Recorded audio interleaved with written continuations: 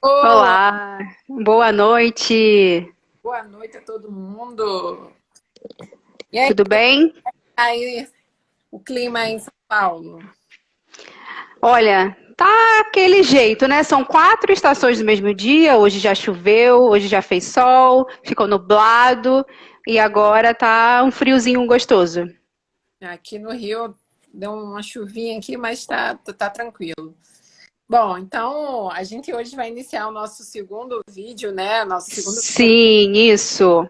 Deixa eu só dar um recado para vocês aí, galera. Ontem a gente teve o nosso primeiro vídeo, foi super legal com a Cláudia Togashi, inclusive ela está aqui na live assistindo a gente. Já está disponibilizado lá no canal do YouTube do Lateca. E a gente está soltando alguns cortes aí para vocês poderem ver pelo Instagram do Lateca e também aqui do EPA. Isso aí, foi maravilhoso ontem a Cláudia, né? Foi muito bom. Foi ótimo. Bom, e hoje a gente tem uma convidada espetacular também, né? Super especial, sim. Isso aí. Quem é a nossa convidada, Gabi? Quem é? Quem é? Vou chamá-la aqui, hein, galera. Tchim, Já convidei. Tchau, tchau, tchau, tchau. Gostei desse super especial aí. Claro! Rita Valeu, galera. Rodrigues. Ritinha, Rita Rodrigues. Olha a minha camisa. Não dá para ver direito aqui, deixa eu ver. Então eu vou ler. Lê Eu aí. sei mais do que eu digo, eu penso mais do que eu falo e eu entendo mais do que você imagina. Olha, Aí, super especial. já é para chegar assim, né? Epa, vamos E começar, né? Epa, isso aí. agora. E assim, a apresentação da Rita, né? A Rita, ela é pedagoga, né, Rita? Ela é mestre em educação pela UERJ, né, a querida Universidade do Estado do Rio de Janeiro. A Rita, ela é chefe do NAPNE, né, Rita? Professor Pedro II, né? O que mais? Gente, a Rita é maravilhosa. E eu sou amiga de vocês e tendo bons amigos a gente recebe esses elogios todos, né? Vamos lá. É isso aí, Ritinha. Então, para a gente começar, a gente quer saber como que foi seu primeiro contato com a comunicação alternativa? Como que tudo começou? Ai, Só gente, que covardia. Vou até prender meu cabelo para esconder os fios brancos. Mas vamos lá. um Tudo começou em página. 97, quando eu conheço a UERJ na graduação em pedagogia. Na verdade, eu queria fazer fonoaudiologia e não passei. Passei para pedagogia na UERJ e fui assim frustrada, né? Falei, caramba, eu queria trabalhar com questões da fala e tudo mais. E no primeiro período, eis que eu passo no 12º andar, que é o andar da Faculdade de Educação, passo pelo Proped, olho assim, quem eu vejo? Nossa querida professora Leila Nunes, iniciando um projeto. Na verdade, ela estava dando início a um projeto de narrativas com vídeos, e esse projeto tinha como participantes 3 adolescentes que tinham necessidades complexas de comunicação. Daí eu me interessei e perguntei se eu podia conhecer um pouco desse estudo e iniciei aí a minha trajetória na comunicação alternativa como voluntária no projeto de pesquisa da professora Leila. Eu não era bolsista, mas eu ficava participando dos grupos de estudo dos mestrandos orientados pela professora Leila Nunes. E ela, como sempre, muito generosa, deixava com que eu fazia com que eu participasse das reuniões, dos seminários, né? Na época, não me lembro se chamava seminário de pesquisa, mas eram as nossas reuniões semanais. Aí, a partir dali, eu comecei a me interessar muito e perceber que ali seria o meu lugar. A educação me dava oportunidade de trabalhar com as questões da fala. Isso aí, né, Rita? Até casou, né, Rita? Tem uma longa história. Se é para contar tudo, a gente conta, assim. É, Pode emendar? Sim, sim, vamos deixar, porque o videocast é isso, né? É a descontração também, né? Na verdade, assim, na época, como eu disse, tinha 3 participantes, né? Uma menina e 2 meninos. Esses meninos eram bem novinhos e tinham um mais velho, de 16 anos, 17 anos.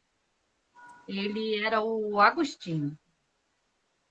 E ele, dos 3 sujeitos, ele era o que participava lá no Lateca. Ele tinha condições de se locomover até lá. Era um jovem com paralisia cerebral e, e tinha uma irmã mais velha e um irmão gêmeo. E durante os grupos de estudo, eu fui me aperfeiçoando até que eu consegui iniciar o atendimento, né? Fazer parte das sessões. Como eu disse, a professora Leila, eu não sei se eu disse, mas a professora Leila fazia um estudo de narrativas de vídeo, com o uso, né, dos cartões comunicativos, e ela trabalhava as estratégias dos interlocutores. Então, precisava que tivesse uma pessoa do lado de fora do Lateca, que era bem diferente do que a gente tem hoje, ele era bem pequenino, várias salas ali do Proped. Uma pessoa ficava do lado de fora, que desconhecia a história, e um desses sujeitos, no caso Agostinho, tinha que narrar. Então, nós tínhamos um programa na época, o Imagoana Vox, que hoje pode se assemelhar ao Snapcore, esses softwares que têm categorias semânticas, né? Só que numa versão, imagina, lá na década de 90. E isso demandava selecionar imagens, preparar vídeos, mostrar pequenos vídeos para ele narrar para essa pessoa que estava do lado de fora. E isso demandava o quê, né, gente? Tempo, entrosamento com a família. A professora Leila sempre incentivando a gente a fazer uma pesquisa com relevância social, que a gente não utilizasse apenas um ambiente controlado, laboratório de pesquisa, mas que expandisse isso, né? Ampliasse essa comunicação pela vida fora. Aí a gente passa a frequentar a casa da pessoa, a gente passa a incentivar, encorajar a trabalhar no comércio, porque ele, filho de comerciante, então ele poderia auxiliar a família no hortifruti, eles tinham um hortifruti, um bar na época, e ali conversa vai, conversa vem, conhece a família aqui, conversa com a lá, e no final das contas, hoje eu posso dizer que ele é meu ex-cunhado. Hoje ele é um rapaz, ele já é um homem de 40 anos e, e ele já constituiu uma família, ele se alfabetizou, ele usa a comunicação alternativa, ele virou um cidadão de fato, né? Ele tirou o RG dele, ele tem uma filhinha de 8 anos e mora no Nordeste, mora bem pra caramba. Uhum. Que legal. E eu vou falar, tem voz e vez e vota direitinho. Só não posso dizer porque o voto é secreto. Mas ele vota. E ele iniciou com quantos anos? Ele tinha, em média, eu tô com medo de errar, porque o estudo já acontecia. Eu peguei uma pesquisa em andamento. Entendi. Eu fiquei com ele uns 5 anos. Até que, quando eu me casei com o irmão dele, questões éticas, eu saio da pesquisa e eu volto depois para a universidade 10 anos, né? Isso aí que você... Tem um espaço aí, uma lacuna. Mas ele tinha 16 anos, 16 a 17 anos. Rita. E aí Entendi. você falou aí, né, que se casou tal, e depois de 10 anos voltou para a universidade e, né, Gabi? Ela foi fazer o quê? Mestrado. Isso aí. Mestrado. Em quê? Quem adivinha aqui na live? Ninguém tá falando aqui. Em narrativas, né? Então ela traz de novo. Então, olha como ficou ali na cabeça da Rita, né? Ela quis resgatar aquele estudo que ela iniciou na formação inicial, né, Rita? Você poderia falar um pouquinho pra gente como é que foi? Sim. Na verdade, os processos comunicativos continuaram, né? Eu me afastei da academia, mas eu comecei a atuar nas escolas em que eu trabalhava. Eu sou professora e a tendência era aplicar, né, os estudos na minha prática pedagógica. E também porque eu passei a conviver mais com esse rapaz e percebendo que a comunicação alternativa o ajudou bastante. É claro que o afastamento da pesquisa, por questões pessoais dele também, né? Questões de organização familiar, o andamento da vida fez com que ele não utilizasse o Imagoana Vox. Imagina, a gente utilizava desktop, monitor, né? Aquela coisa. Ele tinha um computador em casa, não dava para ele andar na rua. Hoje a gente tem um tablet, a gente tem um iPad, a gente tem até um laptop que facilita isso. Ele não tinha. Mas, como eu disse a vocês, com o comércio da família, ele tinha mais coragem para interagir com as pessoas. Depois que ele tirou o documento de identificação dele, que ele pôde assinar, tudo fez mais sentido, né? E aí eu passei a utilizar a comunicação alternativa, não dessa maneira tão assim efetiva, pela vida fora. Eu trabalhei com classe hospitalar, eu fiquei 8 anos no Hemorrio, numa escola dentro de um hospital. E aí era outro público, eram pessoas falantes, acometidas por uma doença, jovens, adultos e crianças. Mas a comunicação alternativa o tempo todo ali na minha cabeça. Mas é importante dizer que, como eu participei de um estudo de narrativas, isso serviu para a minha vida, porque eu passei a interagir melhor com as pessoas, isso passou a ter mais sentido, né? Para que eu efetivamente pudesse me comunicar com alguém, tendo ou não necessidade complexa de comunicação, é imprescindível que você se utilize de algumas estratégias. Por exemplo, ter paciência, saber esperar. Isso você utiliza aí com um idoso numa fila de banco, né? Você utiliza com uma pessoa com afasia, por exemplo. Então, assim, isso tudo na minha vida teve muito significado. E na área da educação, a gente acaba seguindo quando a gente vê sentido nas coisas. Então, eu saio da pesquisa, tive 2 filhos, volto para a universidade e encontro quem? A professora Leila, dando continuidade aos estudos. Esse estudo ficou um pouco adormecido, né? E ela foi ganhando espaço a nível de Brasil, né? Foram vários os desafios. É importante dizer assim que a comunicação alternativa, as minhas primeiras experiências foram assim muito difíceis, foram muitos desafios. Como utilizar um cartão, como estabelecer diálogo com uma pessoa com paralisia cerebral. O meu estudo é específico com pessoas com paralisia cerebral e foi uma época em que o autismo ficou assim em evidência, né? Falava-se muito de TEA, autismo, e a paralisia cerebral ficou um pouco. Então, quando eu volto para trás, quando eu volto para a universidade, eu tive a oportunidade de resgatar esse estudo, ainda era de interesse da professora, né, e do grupo que estava ali, e meio que resgatei isso, sabe? Então, vi que tinha no projeto, tem uma disciplina no LaTeCa, né, na UERJ, sob direção da professora Kátia Walter, Carolina Schirmer, né, que são parceiras da professora Leila. Nesse espaço de 10 anos, muitas pessoas chegaram, né, para agregar. E tinha 2 pessoas com paralisia cerebral lá. E aí era a minha chance, sabe, de trazer de volta o estudo dos interlocutores. Então, o meu estudo são estratégias comunicativas. O papel do interlocutor na comunicação de pessoas com severas dificuldades para dialogar. Então, a comunicação alternativa era um meio para a gente utilizar o meu estudo efetivo, que eram as estratégias dos interlocutores. Muito legal, Rita. Você falou lá atrás que queria fazer a fonoaudiologia e que bom que você foi para a área da educação. Então, a educação te escolheu, né? E você... Incrível essa sua...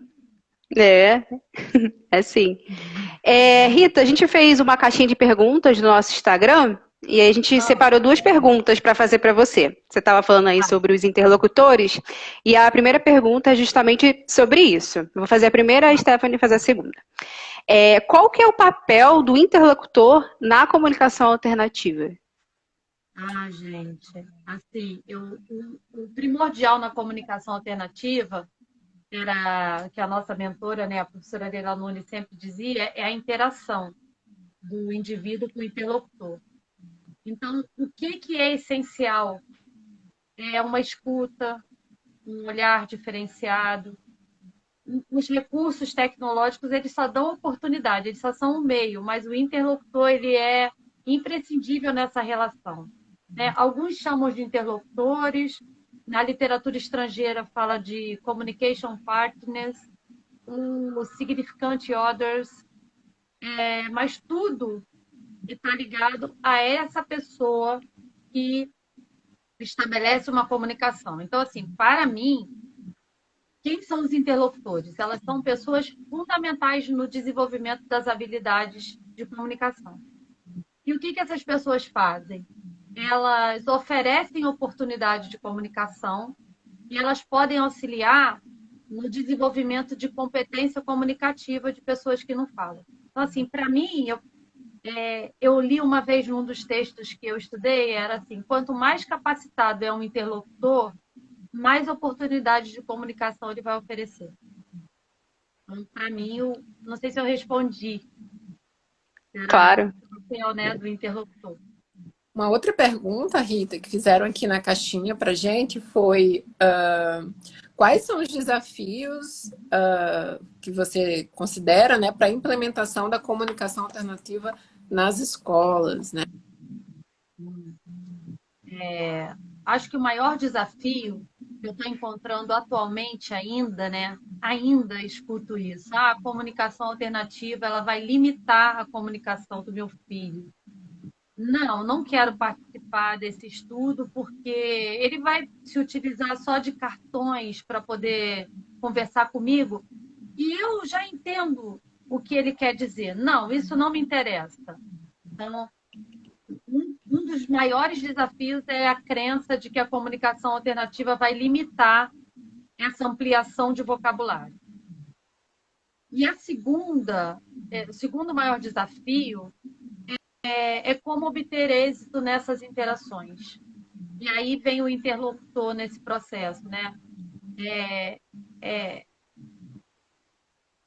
De repente trazer para o nosso colega dentro da escola, né, Stephanie? Você está vendo isso numa realidade escolar, né? O meu colega do lado, né? O meu colega de trabalho, o professor que trabalha ao meu lado, ele valorizar as diversas formas de comunicação que são elegidas pelo usuário de comunicação alternativa, por exemplo, porque ele pode estabelecer um gesto, uma expressão facial, corporal, e, e esse professor aceitar como uma forma de comunicação.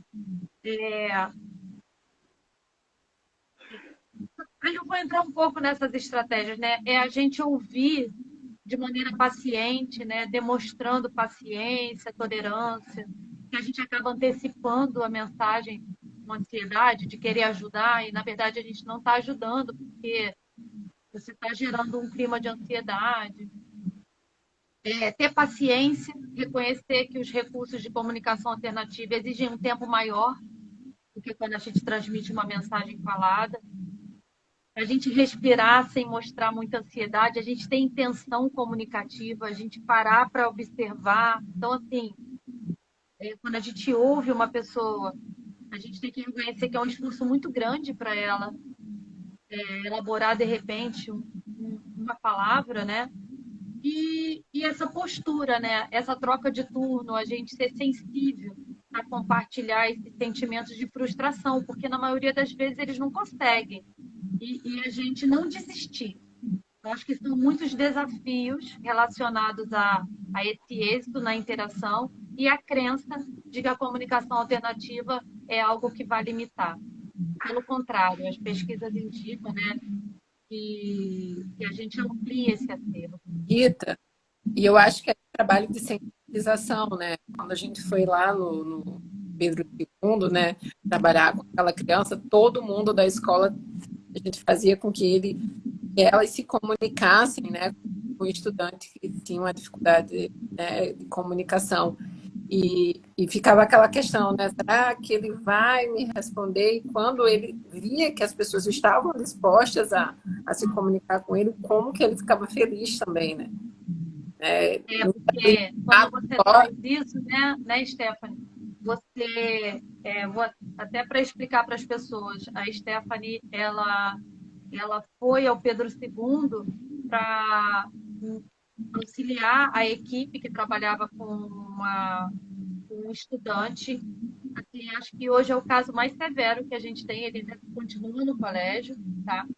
E assim, era inacreditável, porque não tinha expressão alguma que fosse assim, convencional, então as pessoas achavam que não. E a Stephanie conseguiu perceber e estimular as pessoas, direcionar esse olhar. E ele estava se expressando sim, mesmo que de uma maneira muito limitada. E foi muito legal, porque isso se ampliou para o refeitório. Então, ele já estava se alimentando, apesar do barulho, né, que o incomodava, mas ele entendeu aquele espaço como um espaço coletivo. Ele passou a escolher.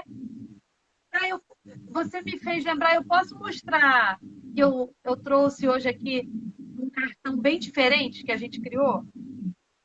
Quando a gente fala de alimentação, esse estudante ele ainda tem que comer coisas pastosas, sabe? Por causa de uma questão de esôfago e tudo. E a gente criou esse cartão aqui, ó. Esse cartão em tecido, maior do que o tamanho normal, né? Que a gente trabalha geralmente com um cartão que permita a gente fazer uma rotina. Esse é bem grande, de papelão. E a gente cortou o iogurte. Ele levava 2 iogurtes, né? Esse líquido e esse mais pastoso, que é aquele de colher. Então, ele muitas vezes ficava sempre com essa rotina, esse aqui, depois esse. E aí a gente ficou mais atenta. Será que ele pode escolher o que ele quer comer primeiro? Né? Que a gente começou a introduzir a questão da colher também, né? Desse movimento. E aí ele escolheu, e ele tinha uma questão, ainda tem, de qualquer atrito com papel, qualquer movimento assim, deixava ele muito estimulado, né? E ele acabava perdendo foco. Então, a gente fez de tecido. Então, essa foi a primeira inovação. A gente fez um de tecido. Um tecido impermeável. Então, por mais que ele babasse, não ia prejudicar. E a forma, né? E o iogurte aqui. Eu acho que essa foi uma ideia, assim, sensacional. Veio da profissional de apoio escolar, que também é conhecida como cuidadora. Aquela profissional que dá um suporte para o estudante se alimentar, fazer a sua higiene, asseio pessoal. E ela participou ativamente, ela foi aos cursos da UERJ, a UERJ foi até ela na figura da Stephanie. Então, assim, a gente hoje tem ainda hoje, a gente agora está com um projeto da FAPERJ, uma pesquisa, essa pesquisa agora está no colégio, e essa mesma cuidadora continua lá, que é a profissional de apoio escolar, e ela permanece, sabe? Ela quer o curso, ela quer continuar, e ela deu essa ideia. Então, ele pôde escolher o iogurte que ele queria. Então, assim, foi muito legal. A partir do interesse dele. Isso. Ela trouxe uma coisa bem legal, né, Gabi? Ela falou, você vai introduzir a comunicação alternativa com banheiro e água, né? Não, tem que começar a partir do interesse do pessoa, não da pessoa. Ela até citou o exemplo do jogo, né, de futebol, sei lá, vai que a criança gosta de futebol. E aí começar a partir daí, né, falando do Flamengo e essas coisas. Hoje tem decisão, hein? Hoje tem. Aqui no Rio de Janeiro tem, então um auê aqui. E é isso aí. Porque aí você trabalha com a questão das preferências do futebol, Exato. né? Você pode fazer os cartões com os jogadores, com os times. No nosso caso, foi a questão da alimentação, porque foi muito funcional para ele. Muito legal, Rita. A Claudinha lá no início falou que você tem uma história muito engraçada com a comunicação alternativa. Então, assim, a gente queria saber uma curiosidade, um fato importante sobre a sua prática, né, com a comunicação alternativa. Eu acho que a minha história mais interessante foi eu ter casado com o irmão do sujeito da pesquisa, né? Eu fiquei tão apaixonada pela comunicação alternativa que eu não queria mais sair queria ampliar isso para a vida fora, né? Mas assim, você quer que eu te fale uma história engraçada, gente? A minha vida, pode ser um fato importante, vida, né, sobre a sua gente, prática, algo importante que aconteceu. eu acho que a minha vida tem tantas situações engraçadas, porque assim, na verdade, eu acho que é uma das minhas estratégias, sabe? Porque os medos são muito grandes, né? O cotidiano da pesquisa nos traz muitas surpresas, né? Desde a aceitação da família, que chega a ser um convencimento dentro do espaço escolar, quanto da aplicação mesmo, né? Então, assim, eu acho que uma situação engraçada, interessante. Pode ser um fato. Sei lá, Eu acho que o interessante, gente, acho que o que mais me marcou foi ter produzido um cartão diferente como esse aqui, né? Foi algo que me marcou muito e a gente saiu daquele padrão que a gente sempre ouve que uma prancha ela pode ser personalizada, né? Nós temos o banco de imagens Larataque, onde a gente pega figuras como eu, você, e a gente hoje, desde lá do Imagoana Box, era mais difícil fazer isso, hoje fica mais fácil. Mas a gente dar uma foto, a gente tornar a prancha, o dispositivo, né, o material comunicativo do indivíduo mais personalizado possível. Então, acho que isso é tão brilhante e, dependendo da dificuldade, como esse estudante ele não conseguia manipular o software, por exemplo, com o dispositivo gerador de fala, ele usa esse cartão, mas de maneira bem personalizada. Talvez outro estudante não fosse entender nunca isso, mas para ele é muito significativo. Então, a gente atravessa dois extremos, né? Alguém que precise muito de um material concreto, bidimensional, até aquele que tem uma paresia cerebral e que só se comunica com os olhos, por exemplo, ou com um acionador de cabeça, e a gente tem um sistema de varredura.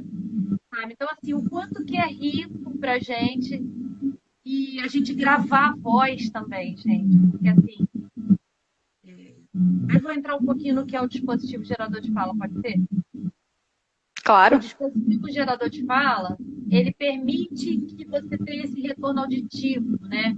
Hoje a gente pode comparar ao Waze, por exemplo, que você tem a possibilidade de ouvir, né, a máquina conversando com você, né, a própria Alexia, né, quando você solicita alguma coisa. E eu acho que é uma sacada muito grande quando você consegue gravar a voz, porque pode ter essa voz pronta, que é computadorizada, sistematizada, impessoal, e você tem uma voz gravada. Nessa pesquisa, nesse estudo lá atrás, com esse rapaz, como ele tinha um irmão gêmeo, o irmão gravava. Então, na medida que ele buscava as categorias, né, as pessoas, eu, ações, gosto, Vasco, que é um vascaíno assim, né? É um vascaíno, né, Gabi? A gente fazia muito sarro entre Vasco e Flamengo. E como era significativo quando tinha a voz desse irmão com a mesma idade, mesmo sexo, né? Foi muito importante isso. Então, acho que foi uma descoberta para mim. Foi quando eu comecei a encontrar os significados para eu poder entender melhor e defender a comunicação alternativa. é isso aí, Rita. Bom, agora é bem diferente, tá? A gente vai fazer agora. Eu vou falar uma palavra, vai falar o que vem na sua cabeça, tá bom? Tá falhando um pouquinho. Você vai falar uma palavra e eu falo. Você vai falar o que vem na sua cabeça. Ela vai te falar uma palavra, aí você vai bate bola. Isso aí. Tá. Gabi, Tô me sentindo naqueles programas de frente com Gabi. Isso aí. Foi inspirada nela. isso aí. Pega leve comigo, pega leve. Vamos lá, vou falar uma. Comunicação. Oportunidade. Autonomia. Liberdade. Inclusão.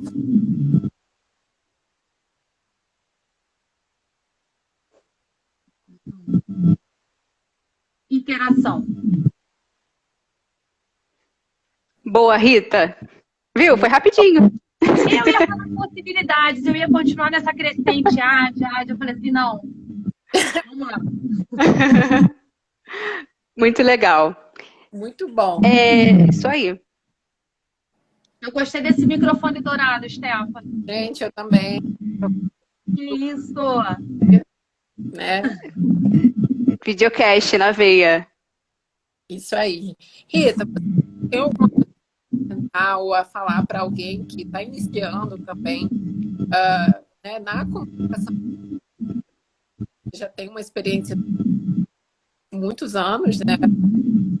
Então, mas, sei lá, É assim, o que eu tenho a dizer foi tudo que eu aprendi. Cada pessoa que passa aí, né? Tudo que eu venho aprendendo, né? Ao longo dessa estrada e um conceito de comunicação que eu ouvi que eu não esqueci mais. É que a comunicação ela ocorre quando conseguimos transmitir uma informação. E, para além disso, é afetar o comportamento e o pensamento do outro. Não preciso nem dizer quem contou isso pra gente, né? A gente tem isso em muitas publicações da nossa precursora aqui, da publicação alternativa, né? E também eu queria falar um pouco do que a professora Kátia Walter, que foi minha orientadora, né, no mestrado, e que ela sempre falava assim para mim: a gente tem que perseverar, a gente tem que acreditar que vai dar certo, por mais que seja difícil, vai dar certo. E ela criou um checklist, nós criamos no nosso estudo, em que, ao invés do sujeito ser avaliado, ele avaliava esse interlocutor. Eu acho que isso foi assim um boom do estudo, porque ele podia dizer se ele estava sendo contemplado naquilo que ele queria dizer, se esse interlocutor tinha paciência para ouvi-lo, sabe, do quanto que, se foi bom ou se foi ruim. Então, assim, é de fato voz e vez dessas pessoas. Então, o que fica para mim é o que é fundamental na comunicação alternativa. São os processos de interação e não os recursos que a gente utiliza. Os recursos são só o meio. Muito bom, Rita. Muito obrigada, viu? Pela sua participação aqui com a gente. Foi ótimo. É sempre muito bom te ouvir. Eu agradeço e eu quero dizer que vocês estão de parabéns com essa iniciativa, principalmente nesse mês de outubro, né, que é o mês da comunicação alternativa, que as ações de vocês estão fazendo com que o LaTeCa se mantenha assim, atuante, vivo e presente,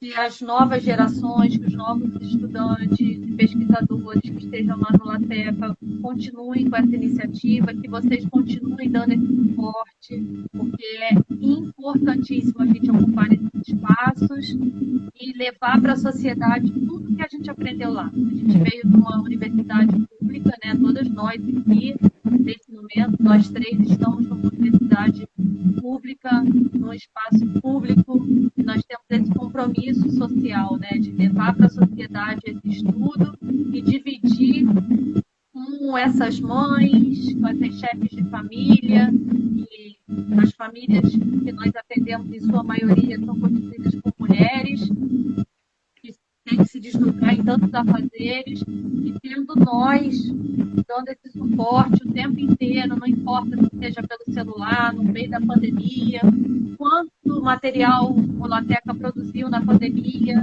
a própria cartilha que vocês construíram, o manual do Covid, né?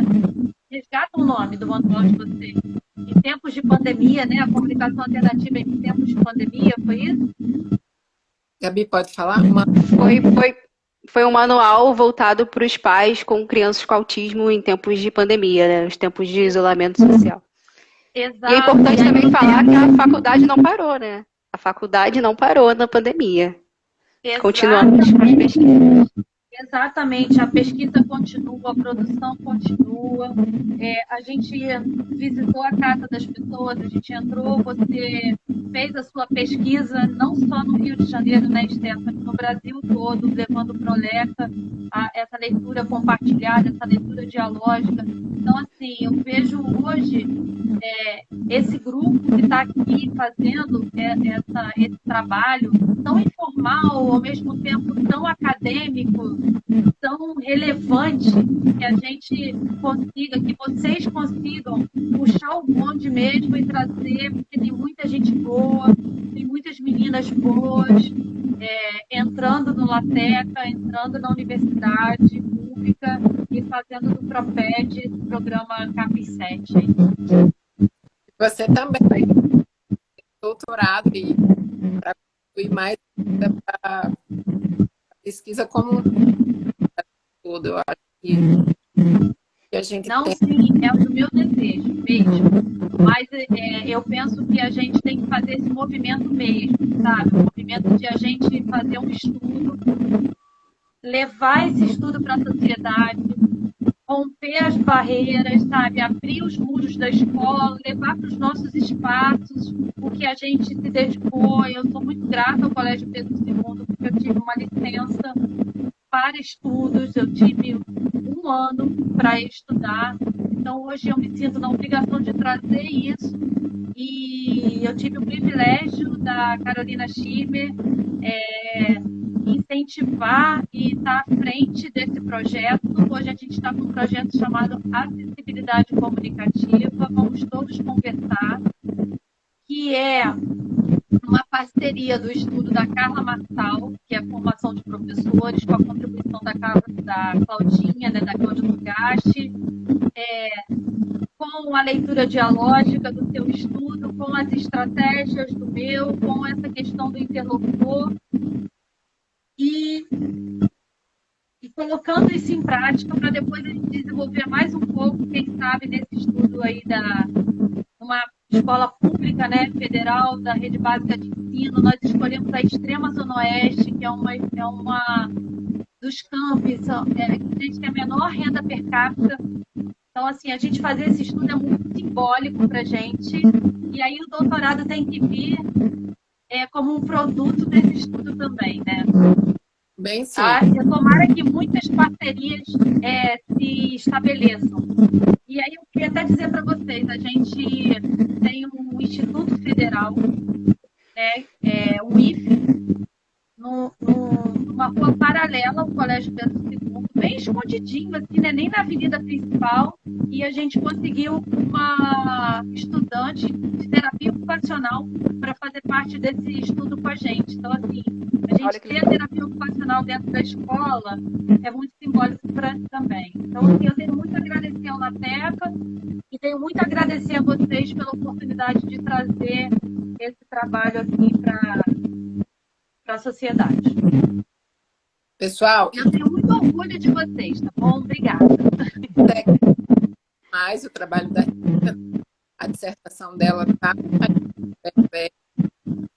lá e sua voz está falhando, mas a gente estava falando da dissertação da Rita, né, que está no site do Proped. Só digitar lá Proped UERJ no Google, que vocês conseguem acessar a página do Proped, e tá lá a dissertação da Rita Rodrigues e também da Stephanie Silva, para vocês poderem ver. Tá lá. Tem também da Carla Marçal, da formação de professores, e da Claudinha também, que são as pessoas que eu fiz essa referência. Tem outras mais, né? Tem uma equipe muito legal. Sim, sim. E aí, E o e-book tá no nosso link aí do. Tanto do Lateca quanto do EPA, tem o link do e-book que a Rita também citou. exatamente. Ó, mais videocast, Flávia Vira, Vale Comunicação, Tátil. E Stephanie, não tô conseguindo te ouvir. Será que é uma limitação minha? Não, tá falhando. Mas amanhã, pessoal, a gente tem mais videocast. Amanhã às 4 horas com a Flávia. A gente conta com vocês. E o de hoje, a gente já vai salvar e vai estar disponível na íntegra no canal do Lateca, lá no YouTube. E a gente também vai soltar alguns essa semana, hoje a gente ainda solta um corte da live aqui, do nosso videocast, na verdade, da Rita. E a gente espera vocês amanhã. Muito, muito obrigada, viu, Rita? Um beijo, gente. Um beijo. Tchau, tchau. Até amanhã. Obrigada a todos. foi ótimo. Foi ótimo. Também gostei muito.